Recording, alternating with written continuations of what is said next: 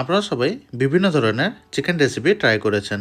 আজকে আমি আপনাদের আমার বাড়িতে ঠিক কিভাবে চিকেন বানানো হয় সেই রেসিপিটি আপনাদের করে দেখাবো।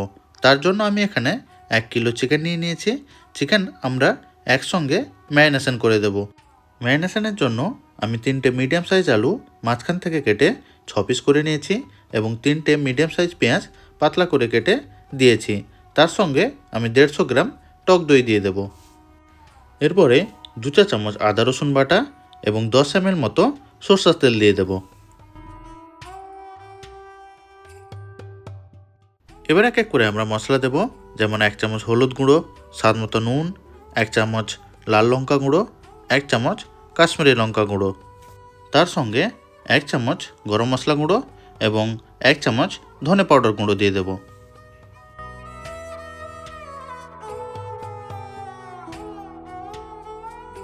সব কিছু দেওয়ার পর ভালো করে মিশিয়ে নেব।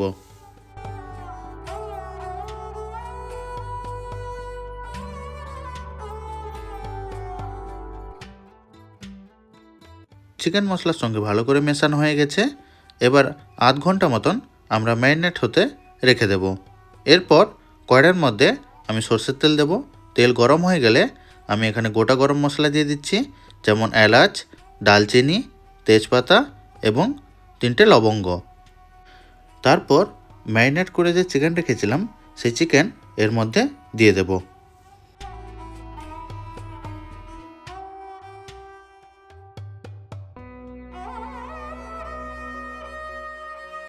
এবার গ্যাসের ফ্লেম লো করে আমরা হালকা আঁচে চিকেন কষাতে থাকব।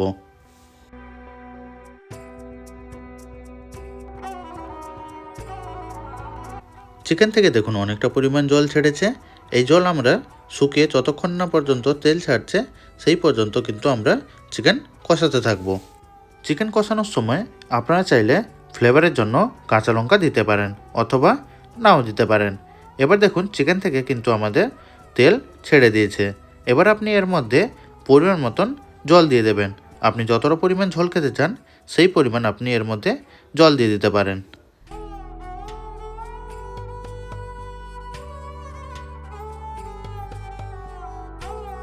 এবার এর মধ্যে আমি ধনেপাতা দিয়ে দিচ্ছি।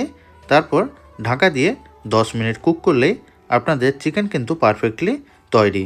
এই চিকেন আপনারা রুটি অথবা গরম ভাতের সঙ্গে খেয়ে দেখবেন, খুবই দুর্দান্ত লাগে। আজকের মতন আমি এখানেই ভিডিওটা শেষ করছি।